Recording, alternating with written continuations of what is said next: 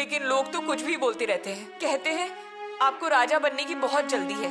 लोग यानी कि रायगढ़ के मंत्री लोग, है ना? हाँ। वो तो हमेशा से ही बोलते आ रहे हैं।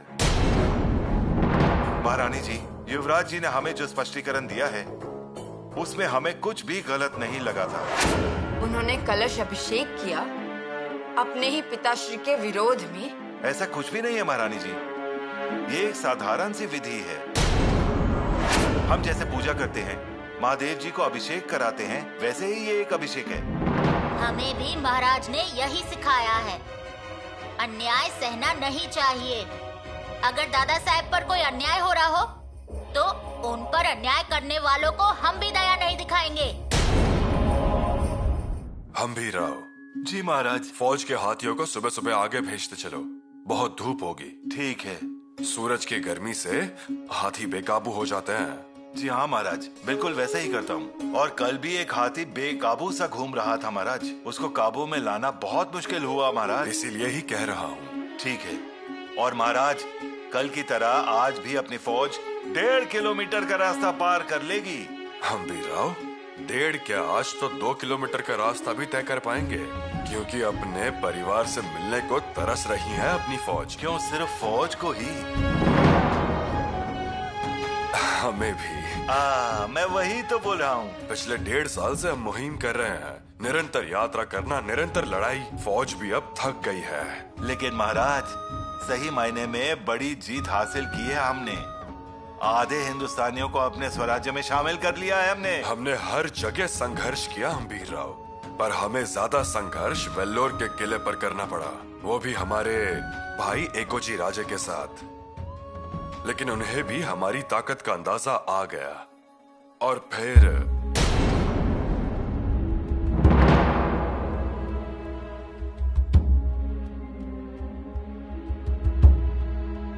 कौन है? कौन है वहां? प्रणाम महाराज।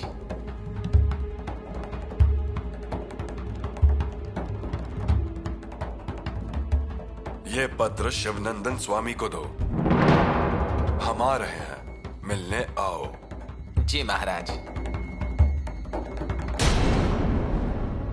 कौन है ये शिवरंजन स्वामी और उनके लिए पत्र? तीर्थ यात्रा संपूर्ण करने आया हूँ, पन्हाला में मिलते हैं, ऐसा लिखा हुआ है उसमें।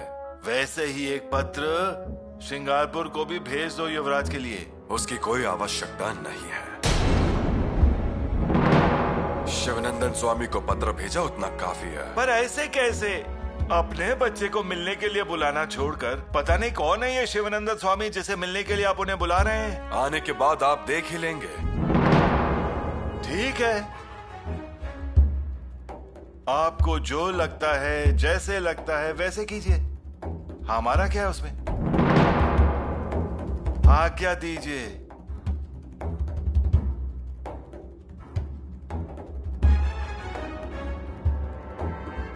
हुजूर, हुजूर, हुजूर, हुजूर। क्या हुआ मुल्ला? क्या बात है पांडे सरदार? हुजूर, मतलब अब हम देखते हैं पर दिल और दिमाग कबूल नहीं करता। क्या? जी खान साहब। तुम जैसे सूरमा को कौन सी ऐसी बात है जो खल रही है? हम भी तो सुनो पांडे सरदार। अब हुजूर, दक्षिण से ये साधु सन्यासी श्रृंगारपुर जाते हैं और श्रृंगारपुर से दक्षिण की ओर जाते हैं। अरे तो इसमें कौन सी बड़ी बात हो गई मुल्ला अहमद? अभी अभी शंभू राजे ने कलशाभिषेक किया है और साधु संत तो आते ही जाते रहते हैं। क्यों पांडे सरदार? लेकिन इनका शरीर वर्जिश वाला दिखता है, बदन वर्जिश वाला है। क्या? हुजूर, इसीलिए हमें उन पर शक है। आखिर बात क्या है मुल्ला अहमद? किस बात पर शक है तुम्हें? हुजूर, मुझे तो वो साधु सन्यासी जासूस लग रहे हैं। तो तहकीकात करो उनकी, अच्छे से तलाशी ली जाए। हाँ, लेकिन सबूत कुछ नहीं मिलता। लेकिन हुजूर, मुझे यकीन है कि वो जासूस ही हैं। हाँ। अच्छा, तो ये बात है। हाँ तो मुल्ला अहमद, ये भी हो सकता है कि ये दोनों बाप बेटे दिखावे के लिए अलग अलग हों, लेकिन अंदर से ये दोनों एक साथ हैं। मतलब? ये शंभू राजे और शिवाजी की मिली भगत है। झगड़ा एक दिखावा है, एक चाल भी हो सकती है। सही फरमाया आपने। खबरदार रहो मुल्ला, ये शिवाजी शंभू राजे के साथ मिलकर हम पर हमला भी कर सकता है। हो सकता है हुजूर, और इसीलिए वो खत खलीते भेजता होगा। तुम्हें किसी को पर जरा सा भी शक हो तो वो शिंगारपुर से ना तो शिवाजी के पास में आना चाहिए और ना ही शिवाजी के पास से शिंगारपुर को जाना चाहिए। हर आने जाने वाले को पर कड़ी नजर रखी जाए। जो हुक्म सरदार। और कोई भी जासूस हो उसे मारो, पीटो, पकड़ो, हमारे सामने पेश करो। जाओ, हुक्म की तामील हो। ये हुजूर।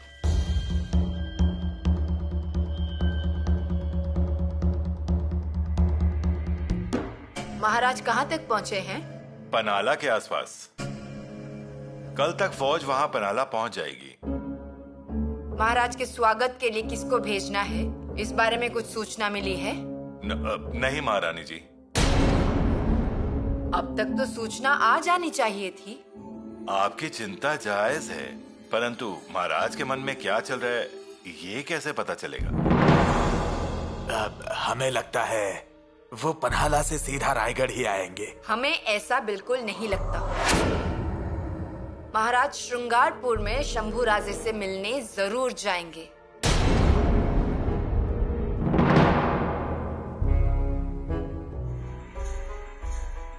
कुछ भी समझ नहीं आ रहा महाराज का।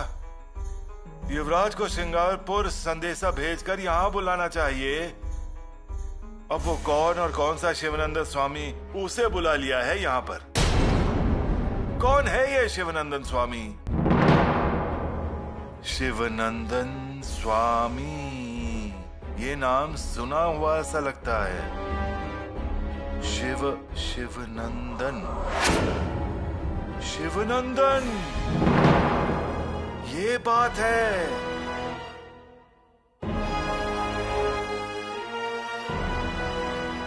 महाराज, आप क्या मजाक बना रहे हैं मेरा? क्या हुआ हम्बीर राव? वो मथुरा से आए हुए ये शिवरंजन स्वामी इतने बड़े हो गए कि मुझे पता ही नहीं चला। बिना मतलब आपने हमें उलझन में डाल दिया। हम तो डर गए थे।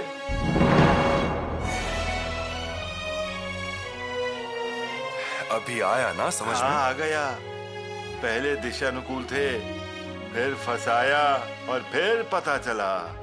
महाराज, आपके मन का ना कभी कुछ समझ में नहीं आता है। तलवार हाथ में पकड़कर तलवार के मन का समझता है, लेकिन आप पिता और बेटे के मन में क्या चल रहा है क्या समझ आता है? कुछ भी समझ नहीं आता। हम्बीर राव, हम हमारे सोने जैसे पुत्र पर गुस्सा क्यों करें? वजह है शंभू राजे 1.5 साल श्रृंगारपुर में रहे, एक भी शिकायत नहीं, नाराज होने का एक भी खलीता नहीं। हम जैसा जैसा बोलते गए वैसा वैसा करते गए। मतलब आप लोगों का खत खलीता चालू था,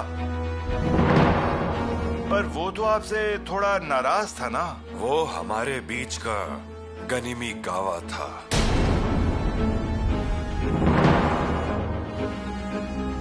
औरंगजेब दिलेर खान को स्वराज पर भेजेगा ये निश्चित है, और हमारे ना होने पर दिलेर खान स्वराज पर चल कर आएगा ये भी निश्चित है। और अगर इसे शांत करना होगा तो गनीमी कावा करना होगा। हाँ, मतलब उसे हमेशा यही लगना चाहिए कि तुम उसकी बातों में आ जाओगे।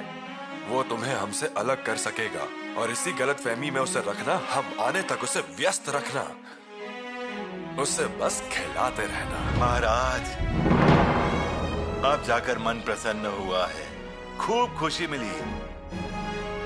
पूरे मुहिम में मैं बहुत घबराया हुआ था, पर अब गुत्थी सुलझ गई है। हम्बीर राव, युवराज छावा है, छावा। आपने उन्हें मुहिम पर आने के लिए मना किया और श्रृंगारपुर भेज दिया। मैंने सोचा क्या गलती हुई बच्चे से जो मेरा ही कलेजा जल गया। सोचा इतना बड़ा फैसला महाराज ने लिया, क्या गलती हुई बच्चे से?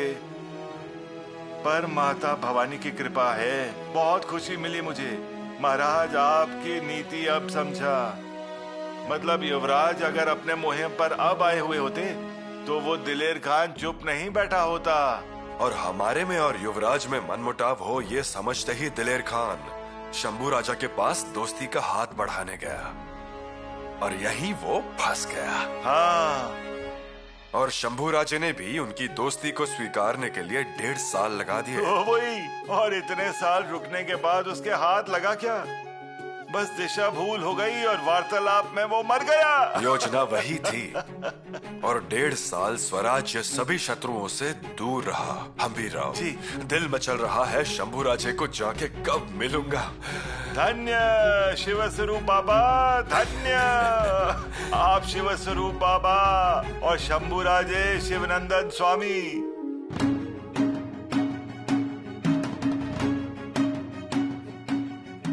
रायप्पा जी। एक अश्वपथ तैयार रखें और हमारा सारंग घोड़ा तैयार कीजिए। जी युवराज। तुझे आप यहाँ क्यों खड़े हैं? 3-4 कोस आगे जाइए। अगर धूल उड़ती हुई दिखे तो पिताश्री आ रहे हैं ऐसा समझो और तुरंत बताओ हमें। जी मालिक, अभी जाता हूँ मैं।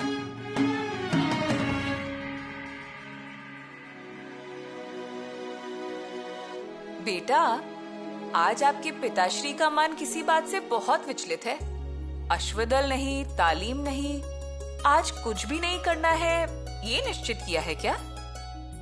बेटा, आपकी माताश्री को कहो कि हमारे पिताश्री को मिलने उनके पिताश्री आने वाले हैं। सच में? यीशु, अभी अभी खबर मिली है पिताश्री की फौज पन्हाला तक पहुंच गई है। माँ भवानी अपना आशीर्वाद बनाए रखे। अब किसी भी समय खलीता आएगा मिलने के लिए, सामने आने के लिए। कितने दिनों बाद पिताश्री के दर्शन होंगे। मुझसे तो कितने खुश होंगे ना वो। प्यार से हमारे सर पर हाथ फेरेंगे। सच में पिताश्री को बहुत खुशी होगी। यीशु, हमारा मन कहता है पिताश्री हमें मिले बिना आगे जाएंगे ही नहीं। कैसे जाएंगे? उनके चांद सूरज तो यहाँ श्रृंगारपुर में है, उनसे तो मिलेंगे ही। चांद, सूरज और क्षितिज पर नए से उगने वाले एक नक्षत्र भी। युवराज, आप भी ना। यीशु, शर्मा गई। आप ऐसे बोलेंगे तो हमें पिताश्री के सामने जाने में संकोच होगा। लेकिन आपको जाना नहीं है, पिताश्री आएंगे आपको मिलने। कब आएंगे? जल्द ही। हाँ, पर महाराज के आने का खलीता किसी भी क्षण आ सकता है। यीशु, खलीता आने का अंतर हमारा घोड़ा 2 कोस आगे निकला होगा। सही कहा, और हम भी चलेंगे आपके साथ पिताश्री को लेने। आपको आने की क्या जरूरत है? स्वराज्य के कुल मुख्तियार को मिलने स्वयं महाराज आएंगे श्रृंगारपुर में। इसलिए आज तालीम नहीं, घुड़सवारी नहीं, कोई भी फैसले नहीं, कुछ भी नहीं। आज सिर्फ पिताश्री का इंतजार करेंगे। यीशु, हमें सिर्फ पिताश्री को देखना है, हमारे हाथों से उनके चरण स्पर्श करने हैं। युवराज, ये देखिए, मैंने सब सामग्री ले ली है। अब जब निकलोगे तो मुझे भी साथ में ले चलना। आप क्यों? क्यों मतलब? ये सब उनके ऊपर से उतार के गांव के बाहर डालूंगी। और मेरा नसीब तो देखो, मुझे उनकी नजर उतारने मिल रही है। ठीक है, देखेंगे। देखेंगे नहीं, मैं तो आने वाली ही हूँ। मेरी भी पालकी तैयार करने के लिए कहिए। ठीक है, वो भी तैयार रखने को कहता हूँ, पर आप ध्यान में रखिए, खबर मिलते ही हवा की तेजी से हम निकलेंगे।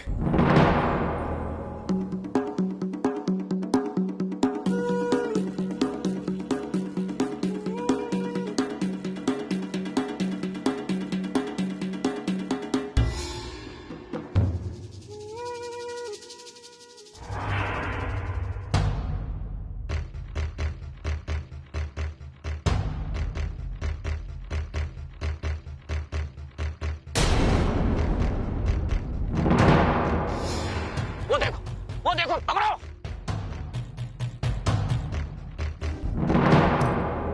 महाराज पन्हाला के किले पर रुकेंगे, ऐसी खबर मिली है। रोक सकते हैं। क्यों? क्यों रुकना है? रायगढ़ में आना चाहिए ना। ये बस मेरा कहना है। आपका कहना ठीक है पंत, लेकिन महाराज के मन में 10 बातें चलती हैं एक साथ, इसके लिए वो रुकेंगे। क्यों? कुछ नहीं, मुझे बस फौज करार से आगे आने तक डर लग रहा है। डर? किस बात का? एक बात तो अंबा घाट का, दूसरा अनुस्कुरा घाट का, उन घाटों से महाराज कोकण में ना उतर जाए, यही मैं चाहता हूँ। उतर सकते हैं, कुछ भी हो सकता है। वही तो डर है मुझे। एक बार अगर नीचे उतरे तो फिर श्रृंगारपुर, और फिर शहजादे, फिर शिकायतें, फिर मंत्रियों की गलतियां, और फिर हर हर महादेव। आया समझ में। महाराज को हमसे मिलना चाहिए युवराज को मिलने से पहले। हम तो महाराज से करार में ही मिलने के लिए तैयार हैं। सब्र रखो पंत, सब्र। मेरा एक अंदाजा है, महाराज को अगर श्रृंगारपुर जाना होता तो वो कर्नाटक से कोंकण की तरफ उतर गए होते, पर वो गए नहीं। इसका मतलब कि उन्हें श्रृंगारपुर जाना ही नहीं होगा।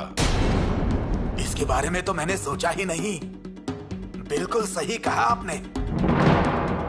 मतलब महाराज श्रृंगारपुर युवराज से मिलने नहीं जाएंगे। लेकिन पंत, युवराज पनालगढ़ आके महाराज से मिल सकते हैं।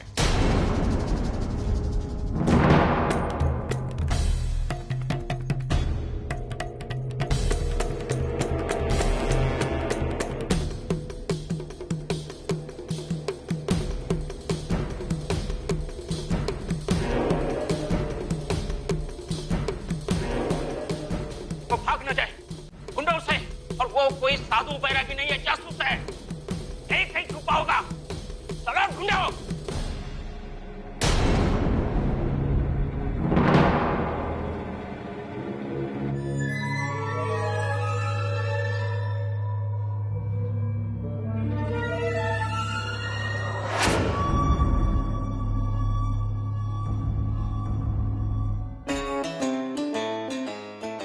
शंभू राजे आए? नहीं आए। ऐसा कैसे हो सकता है? खलीता मिलते ही उन्हें हवा की तेजी से यहाँ आना चाहिए था। महाराज, पर मेरी राय है, यहाँ पनालगढ़ में इंतजार करने की बजाय अगर वो रास्ता बदलकर श्रृंगारपुर चले गए तो हम्बीर राव, मतलब युवराज और युवरागी की मुलाकात भी हो जाएगी और फिर तुरंत रायगढ़ निकल जाएंगे। स्वराज्य के नियमों में फिर से रिश्ते नाते ना लाएं। सेकोजी राव का उदाहरण आपके सामने है। हाँ, मैं तो ऐसे ही। हाँ, हमें मान्य है कि युवराज हमें बहुत प्रिय है, लेकिन ऐसा करके हम अपने नियम नहीं बदल सकते हैं। कल जाते समय रास्ते में तलबिड़ लगेगा और फिर आपका गांव, तब आप क्या कहेंगे? एक दिन रुकता हूँ, 2 दिन में आता हूँ, ऐसा? नहीं नहीं, ऐसा नहीं करेंगे। हम्बीर राव, एक इंसान के सुख के लिए हम पूरी फौज के सुख को निशाना नहीं बना सकते। मुझसे गलती हो गई महाराज। गलती नहीं हुई हम्बीर राव, आप प्यार के नाते बोल रहे हैं, इतना ही। पर आप सेनापति हैं, अपनी फौज की चिंता सबसे पहले आपको लेनी होगी। ये भी सच है, पर युवराज आए नहीं इसलिए चिंतित था। आप देखिए, देरी हो रही है। महाराज, थोड़ा धीरज रखें।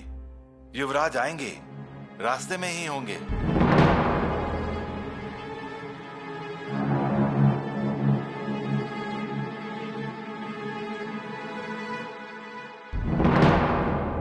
अंतो जी, पिताश्री की फौज देखी? जी नहीं। आप कहाँ तक गए थे? चौकी के बहुत आगे तक गया था। वहाँ से ही वापस आ गए? अरे 2-4 कोस और आगे जाना चाहिए था ना। और असल में हमारा रास्ता वहाँ से गुजरता नहीं, हमारा रास्ता सीधा ही जाता है। पनहाले से फौज और घोड़े ऐसे ही आते हैं। अब रायपा बोल रहे उस रास्ते पर जाकर देखो। हाँ, जाता हूँ, लेकिन सुबह एक बार गया था मैं, पर आप बोल रहे हैं तो एक बार फिर जाता हूँ। तुरंत जाओ। रायपा जी, हमारा घोड़ा यहाँ लेकर आओ। तैयार है, आप बोलेंगे तो मैं इधर लाता हूँ। नहीं, बोलने का इंतजार मत करो, यहाँ लेकर आओ। जी युवराज।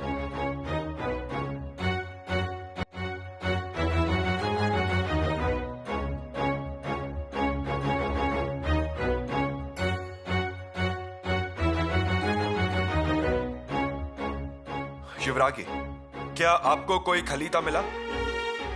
नहीं। नहीं? धाराऊ, क्या आपको कोई गोसावी दिखा? हाँ, 2 बार दिखा। दिखा? हाँ। क्या बोला, कुछ समाचार लाया? नहीं, कुछ समाचार नहीं। हमसे आटा मांगा, हमने पहुंचा दिया। वो गोसावी नहीं धाराऊ, खलीता लाने वाला गोसावी। नहीं, वो नहीं दिखा हमें।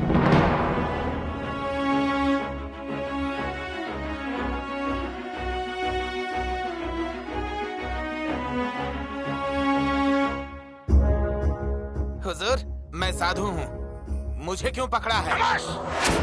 तलाशी लो इसकी। ये देखिए हुजूर। खुद को साधु सन्यासी कहते हो, तेज रफ्तार से दौड़ते हो और झोली में खंजर रखते हो। और क्या क्या है देखो झोली में। ये देखिए। गीता,